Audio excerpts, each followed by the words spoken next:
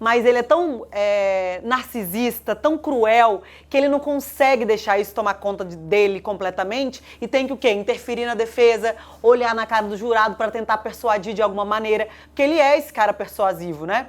Só que, eu tô vendo que as pessoas estão falando no chat de tentar desmerecer a vítima, isso é uma estratégia da defesa não só nos Estados Unidos, isso também funciona no Brasil.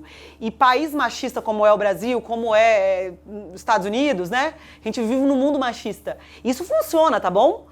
Pra nós que somos pessoas que entendemos que isso é completamente bizarro, não funciona, ok, mas isso funciona muito em júri, de pegar a vítima e falar, a Cassie não é uma coitadinha, a Cassie é uma mulher poderosa, tanto que eles repetiram inúmeras vezes, não é porque eram advogados fracos que não tinham argumentos, eram advogados que sabiam exatamente o que estavam fazendo. Quanto mais repete essas 3 palavras das mulheres, que todas elas eram maiores, poderosas, isso é o quê? Para entrar na cabeça dos jurados, de na hora que começar a narrar os fatos contra o Diri, sobre essas mulheres, os jurados pensarem, nossa, mas elas não eram mulheres menores de idade, mulheres frágeis, eram mulheres poderosas que sabiam o que estava acontecendo. Tudo isso é uma estratégia da defesa e digo que pode ser uma das melhores defesas dos júris atuais, porque ele investiu muito dinheiro e muito pesado e cada advogado ali tem um propósito. Esse que o Bruno falou, talvez ele seja ruim de oratória. Na hora de colocar ele no plenário do júri ali, ele não vai bem, porque a estratégia dele naquele júri é o quê? Analisar as nulidades do júri, que é uma coisa mais técnica. Que é olhar ali o que está sendo juntado, é olhar o que o promotor está fazendo, é olhar se escolheu algum jurado de uma forma ilegal. E aí, por conta disso, esse advogado está aí para isso, uma advogada mulher está ali para mostrar que o quê? Existem mulheres que defendem o Diri. Ele pode ser um homem que não presta de acordo com a sua moralidade, mas ele não fez nada de legal e ela vai mostrar para vocês. E por isso que tem tantos advogados ali, para convencer esses 13 jurados, né, meninas?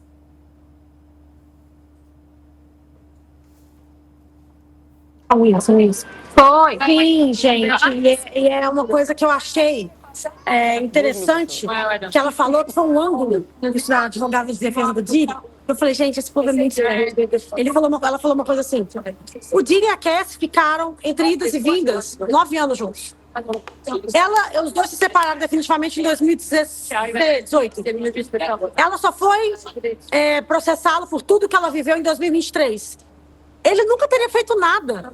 Ele deixou ela aí. Se ele era tão nefasto, tão monstruoso desse, que batia na cara dela, ia atrás dela de carro, buscava ela na casa dos namorados dela e quebrava os carros. Por que ele não fez nada nesses 5 anos? É porque ele não era tão nefasto assim. Ela tinha poder de ir e vir. Ela estava lá porque ela queria. Ela escolheu estar do lado dele por 9 anos. E essa narrativa não vamos aceitar, basicamente. Não, e eles trouxeram ainda outra coisa, tipo assim... que o vídeo da agressão dela lá no hotel, que ele agride ela no corredor, que todos nós vimos, esse vídeo é de 2016. E que eles só terminaram em 2018. Ou seja, que eles continuaram juntos, mesmo depois desse evento, até 2018, mais 2 anos. E em 2018, depois que eles terminaram, aconteceu a morte da Kim Porras. E eles falam sobre o enterro, sobre o funeral, como a Cassie voou para poder estar presente no funeral, para poder apoiar a família, falando assim, se ele fosse esse monstro todo que falam que ele é, por que depois que eles terminaram, por escolha dela, ela voltou para poder prestar apoio à família quando a Kim morreu? Por que ela estava lá? Sendo que assim, eu falei, gente... Isso é a manipulação mais perversa que tem. E todo mundo sabe, é só puxar uma estatística. É no mínimo 9 vezes, no mínimo, que uma mulher, quando sofre abuso doméstico, precisa passar 9 vezes de violência, seja ela psicológica, verbal, sexual, física, para abandonar o seu parceiro. 9 vezes no mínimo. Então isso ela falar que, tipo assim, ela quis ficar 9 anos, é só olhar essa estatística. Outra coisa também que eu acho absurdo. Quando eles batem na tecla que ela é uma mulher forte, poderosa, capaz, sem nenhuma deficiência corporal, ou seja, totalmente em controle das suas faculdades mentais e corporais, e ela escolheu estar ali, passa uma falsa mensagem de que as únicas vítimas possíveis de verdade são pessoas fracas, pessoas em estado de vulnerabilidade mental, social, físico e emocional. Pessoas consideradas incapazes. Sendo que a gente sabe que isso é uma falácia, né, gente? Pessoas extremamente fortes são vítimas de violência doméstica. Muitas mulheres muito fortes. Inclusive todas, né? Todas são mulheres fortes que passam por isso. E são mulheres, na sua grandíssima maioria, mulheres adultas, capazes, mas que isso não impede elas serem vítimas de violência, elas serem vítimas de ameaça, de coerção. Porque a manipulação geralmente não conhece, tipo assim, vamos num date, pá, tapa na cara. Não, o abusador, ele ronda a vida da pessoa, até a pessoa tá num cerco que é muito difícil de sair. E o abuso físico ou sexual é a última fase, talvez. A pessoa já tá cativa há muito tempo.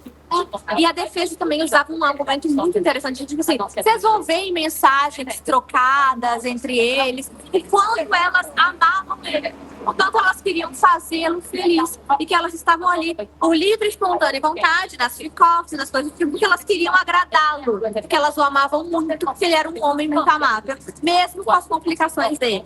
Sendo ciumento, sendo um homem temperamental, usar essa palavra. Temperamental. Porque ele é temperamental.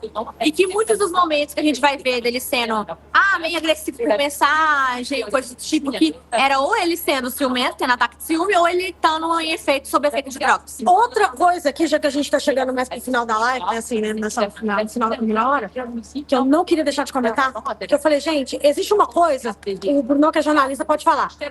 Não é exatamente uma mentira ou fake news. Fake news é dizer, tipo assim, não estamos na Bélgica. Sim. A gente está nos Estados Unidos. Isso é uma fake news.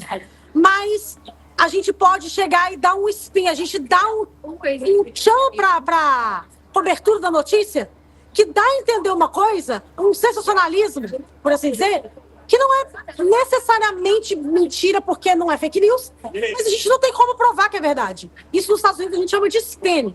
Eles giram a história para parecer uma coisa, sendo que na verdade é outra. É o caça-clique, é o famoso caça-clique, né? É o clickbait, exatamente. É o clickbait. Eles fizeram uma coisa muito interessante, a defesa do Diddy. Todos os argumentos, os primeiros argumentos de abertura, falaram sobre o vídeo da Cassie, que foi liberado ano passado, o Diddy batendo nela no hotel. Até aí todo mundo viu. O que a gente fica sabendo agora, que é totalmente novidade, o motivo do Diddy estar de toalha é que o freak-off estava acontecendo naquele momento. A Cassie estava fugindo no meio das atitudes, das atividades sexuais forçadas com trabalhadores do sexo. Ou seja, aquele vídeo era ela fugindo de um freak-off. Fugindo de uma orgia. Fugindo de um freak-off. Fugindo da humilhação, né? Porque ela não queria estar naquela situação e aí ela... estupro, né, gente? Que a mulher não queria transar, ela foge descalça e ele busca ela de toalha, pelado, no meio do Natal.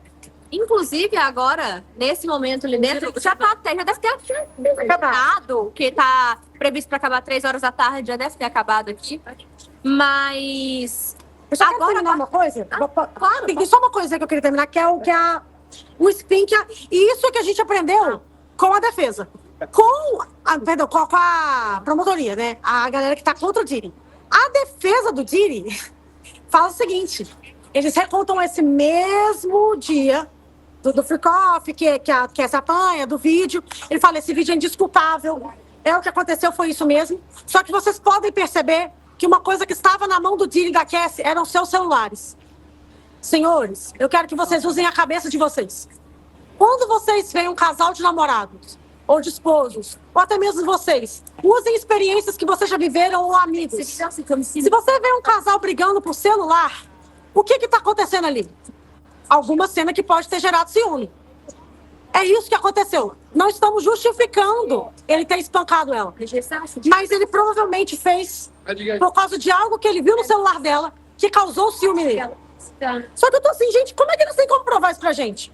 Isso aí que é o spin. Isso aí que é pegar uma semi-verdade e transformar ela numa verdade completa. Porque ela não pode ser contradita, o que pode né? me comprovar que ele tava vendo uma mensagem ali dela, trocando uma mensagem com um amante, e por isso ela apanhou?